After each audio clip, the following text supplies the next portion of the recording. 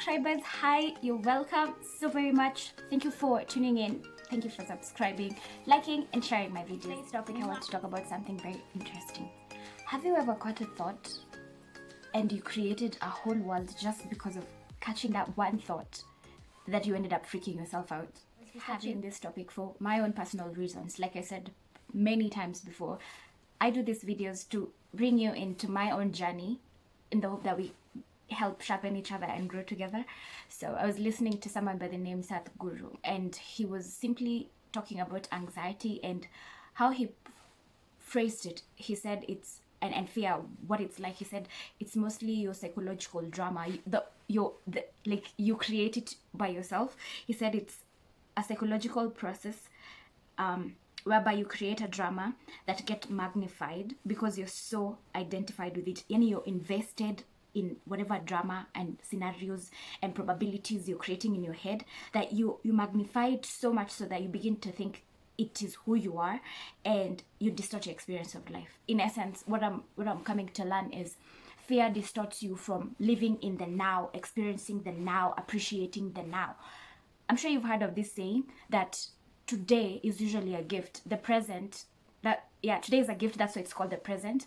And that never really made sense to me until now. It's something I thought of before I fell asleep, and I was like, yeah, it does kind of make sense right now. And I've always taken the present for granted, and in my mind I'm always torn in between. I'm always living in between two worlds. That's the present and the future, never in the present. And you find you're struggling to appreciate what you have now because you're more focused on either what you lost, where you've been, and the uncertainty of where it is that you're going, because you can't see it, and you forget the most precious gift that you have is the present. You're not, the only thing that you've been given that you're guaranteed of is the present, because that's all that you have. The past, you don't have it anymore. It's not within your grasp. It's not like it's something you can go back to chase after or make amends. You can't turn back the hand of time. Nor do you know, or are you guaranteed of the future. You can hope for it, but you don't even have it within your grasp. Neither do you know how it will play out. So technically it's futile for you to kind of like blow out your brain cells trying to even understand what the future looks like. Heck, you haven't even seen it. Understand the psychology behind fear and what it is that happens. So this is basically you projecting certain probabilities, mostly derived from information that you've gotten from your past, projecting it onto the future. Yes, sometimes it might work, sometimes your projection might be accurate, but often than not, you find yourself creating scenarios that are imaginary, and then being imaginary, they elicit certain emotions within you, thus being called anxiety. You can end up developing anxiety disorders and whatnot, and even depression and stress out of imaginary scenarios that you've created. Why? Because your body doesn't know the difference between what is imaginary and what is in reality. The same way you would freak out and get stressed when something is happening in real time is the same kind of reaction you will elicit from your body when you've imagined it. That kind of makes me honestly look at my brain as a different universe on its own, because you can be in this world but in a different world. Imagine like even 10 people in one room, or a family setting in one room. Mnaweza kuwa mna watch telly, but all of you inside your heads, you're in your own different worlds, and it takes something, maybe a knocking on the door, for you to kind of like gutuka and come back to reality. That is so fascinating. That is so fascinating. We, without us knowing, we were made in God's image and likeness. Thus, we have the capacity and capability of creating whatever world it is that we want our lives to look like. Whatever we think about on a day-to-day basis, without us knowing, we kind of like end up making it our reality. And it's so fascinating because for me, personally, I freak out mostly about the future. And when I sit down and analyze it critically, it's often me projecting the past onto a future that I'm yet to see. I'm yet to know how it looks like. Like, I have no idea. And what I'm learning to do now is for me to be able to handle it. And this is where like the juicy part of of this video is how do you even tackle whatever it is that you're going through? How do you handle fear? How do you deal with anxiety when you have it? I'll tell you the first thing about being able to deal with something, it's being aware where it's coming from. And usually you think about something and then it draws an emotion out of you. So be aware of the kind of thoughts that you think, and ask yourself where are these thoughts coming from. In essence, what is triggering this particular train of thought that you're having? What are you trying to have control over that you feel that you don't have a control over? Thus you're thinking this kind of thoughts, and often they're very destructive in nature. And why are you creating these probabilities? Because in essence, when, like, the bottom line of it, we're trying to have control over the future because it's one thing that it's so uncertain for us. You creating all those probabilities, thus ending up in a situation where you're anxious about something that you created in your head. It's because you really, really want to have control over the future. Why? You don't know. You don't know what it looks like. And then arrest the thoughts and choose to focus on the reality of what is. Let me try and explain what that means. Arresting those thoughts. Say, for instance, for me, when I begin noticing I'm drifting away from the reality of what is, I say I was watching a movie and my mind has started wandering off to thinking about things that are neither here nor there.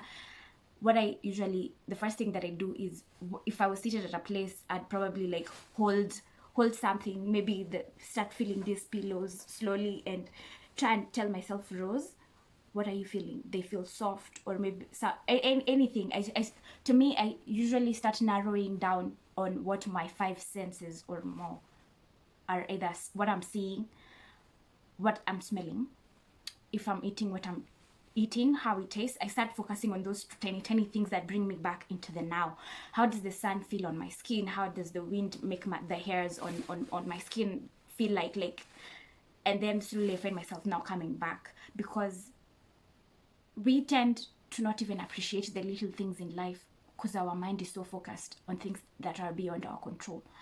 We tend not to see the beauty in the rising of the sun and its setting. We tend not to see the beauty in waking up in the morning, being able to stretch, being able to walk, to go to the toilet with ease, having your loved ones with you, and every moment that you share with them.